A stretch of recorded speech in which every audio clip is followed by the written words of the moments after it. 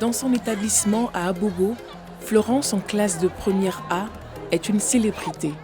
À 16 ans seulement, elle est déjà l'auteure de 15 œuvres littéraires, dont 2 publiées, Sublime Destinée et Couleurs de vie, des œuvres inspirées de faits de société.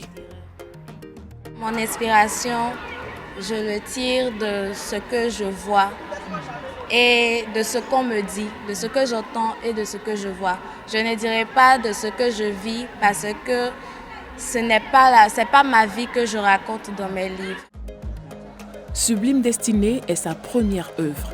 Elle l'a écrite en 2018, elle n'avait que 13 ans. C'est un roman de 122 pages dans lequel Florence relate l'histoire de Reine Esther, une jeune fille dont la vie bascule après le décès de sa mère. C'est l'histoire d'une jeune fille qui a perdu sa maman à un très jeune âge et donc le père s'est remarié. Mais la belle-mère n'était pas d'accord à cohabiter avec sa belle-fille. Donc elle faisait tout pour monter le père contre la jeune fille. Le message que je désire faire passer, c'est que nous les jeunes, nous devons plutôt chercher à avoir une destinée sublime comme notre personnage.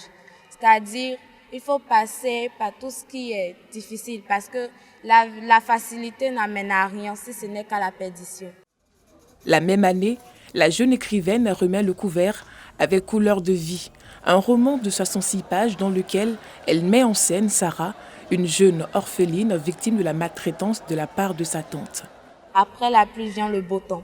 Donc c'est ce que je veux exerguer dans cette œuvre littéraire-là.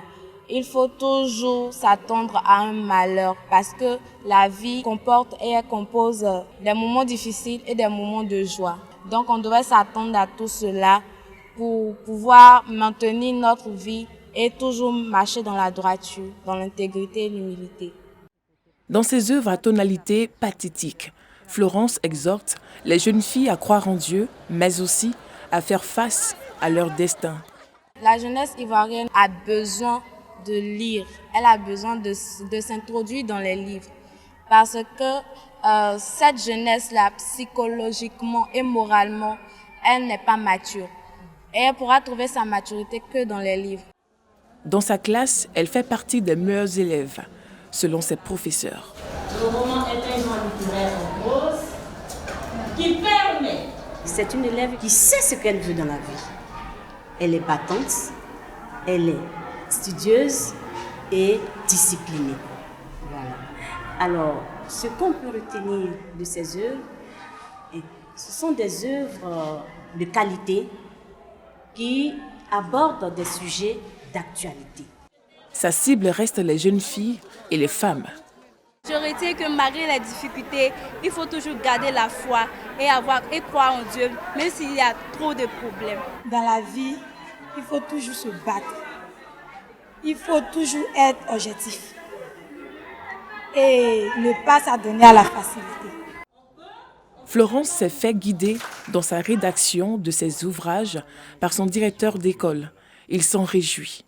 J'ai eu la chance de faire la préface de l'une de ces 2 œuvres.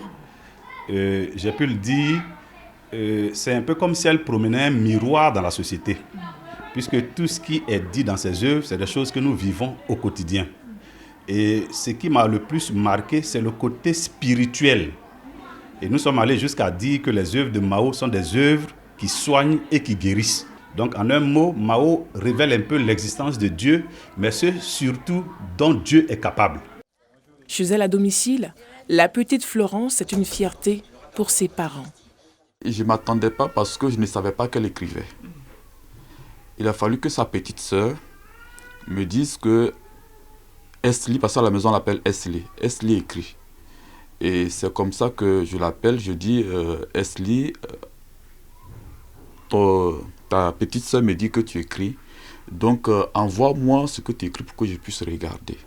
C'est comme ça qu'elle me présente des cahiers de 300 pages. Et la nuit, je prends le temps de regarder ces cahiers-là. Et j'ai vu que c'était vraiment un trésor. Il fallait l'aider. Et le matin, j'appelle ma fille et dis félicitations, je vais faire éditer cela. En tout cas, je ne m'attendais pas, mais par la grâce de Dieu, je me réjouis parce que vu ce qu'elle fait, en tout cas, je suis étonnée. Mais il me dit que c'est Dieu qui fait toutes choses. Son temps libre, elle le partage entre ses 3 grandes passions, la littérature, la coiffure et le tricotage. Dédicacés en janvier dernier, ce sont 600 exemplaires de ces 2 romans qui ont déjà été vendus. De quoi réjouir la maison d'édition. Il y a un comité restreint qui étudie le manuscrit pour voir s'il est publiable. Parce que, en fait, il ne suffit pas d'écrire pour être édité. Non, c'est pas du tout. Le livre respecte certaines règles. Et c'est ainsi que nous avons reçu un matin le manuscrit, 2 manuscrits de Essim Mao. Et à l'issue de l'étude menée par le comité de lecture, nous pensons qu'elle a reçu l'avis favorable. Mais on a vu derrière, après avoir étudié le livre, que c'est une jeune fille, une toute petite fille de 15 ans. Alors, mais on s'est dit, pourquoi ne pas lui donner sa chance pour qu'elle puisse vraiment éclore son talent et donc devenir un exemple pour sa génération, non seulement pour sa génération, mais pour les femmes et pour beaucoup de personnes. Petite en âge, mais grande par le talent, l'histoire de Florence corrobore le dicton. Aux âmes bien nées, la valeur n'attend point le nombre des années. Des équipements informatiques et bureautiques remis à 6 délégations de l'AME sur la base de la qualité de leur travail et de la disponibilité de leur siège. Avant d'obtenir ce matériel informatique qui va servir de collecte de données dans la région de l'AME, il y a eu un travail préalable qui a été fait. Avant d'être sélectionné parmi les 10 OSC qui ont postulé à la candidature de matériel informatique, dont nous avions été 6 bénéficiaires, c'est parce qu'un travail préalable a été fait sur le terrain. D'abord, avec les maigres moyens qu'on avait, on a pu sillonner la région pour recenser quelques OSC dont on a mis à disposition de grâce suite. Un don de l'Union européenne en vue de mener à bien des activités des organisations de la société civile, ONG, fédérations, associations, coopératives, mutuelles et groupements.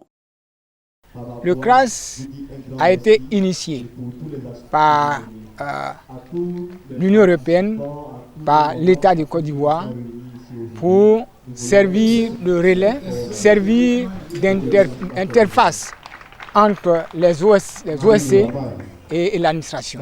Donc le rôle du CRAS, c'est de fédérer les ONG de la région, fédérer les ONG de la zone. Ce don de l'Union européenne s'est fait dans le cadre du projet Liane 2 en collaboration avec l'ONG Terre, Arbre, Eau, Ma Vie.